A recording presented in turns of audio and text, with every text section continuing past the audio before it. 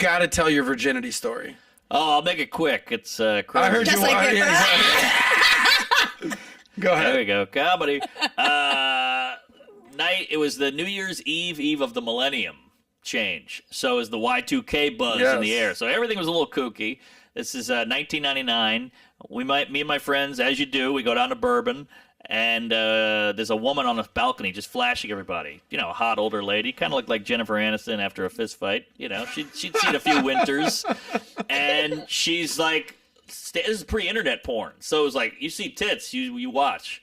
And she catches our eye and goes, you guys want to come up? And we're like, oh, my God. We try to go up. They won't let us. She comes down, and she goes, you kids want to throw some beads? And we're like, oh, I thought she was, like, trying to fool around with us. But turns out she's, like, this very maternal thing. Like, yeah, you kids. So my friend is elbowing me, like, just ask her. You know, what do you got to lose? Ask her what? You already knew. Like, make a move, basically. Yeah. And I was like, fuck it. You're how old, by the way? I'm 16. Okay. And I go, I don't want to go to 2000 a virgin. And she goes, well, I won't let you. And she brought me upstairs. She opened the door. The comedy brain, right? Then and there. Exactly. Early on. She brought me upstairs, the Ramada Hotel, room 239. I'll never forget. I'm slightly autistic. And she opens the door, and there's an old guy with a white beard and a Harley Davidson hat, leather jacket. And he goes, which one is it? She points to me. And he goes, all right, you two, to my other friends, come out on the balcony. Scram, kids. Yeah, he had a case of beer out there with a cooler. They close the balcony doors. She hits the blinds. Boop. And then me and her just go at it for like an hour and a half. Straight up. Your first time, hour and a half, Mark? I never finished. I was so nervous. I panicked. She said, how do you want to do this? I said, I'll take a blowjob first, because I'd never got one of those either. And she goes, I don't give blowjobs. And I go, you fuck kids off the street? You don't give blowjobs? She hated that. And she goes, anything else? I go, are you clean? She goes, you want to do this or not? I said, I'm sorry. And she basically got naked in front of me, and I took my jacket off, you know.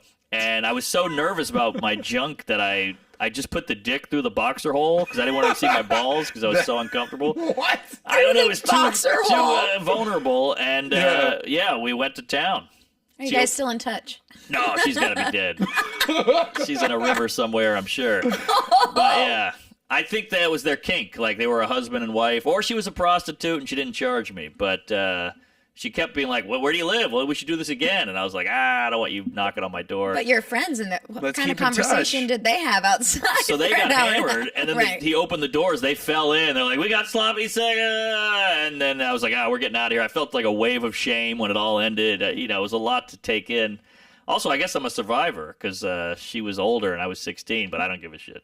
I had a great time. You're the original Me Too movement right there. Yeah, here. Well, congrats, bro, on banging this random old lady to lose your virginity. That's great. Lovely woman. I appreciate it. If you're out there, thank you. Praise Allah.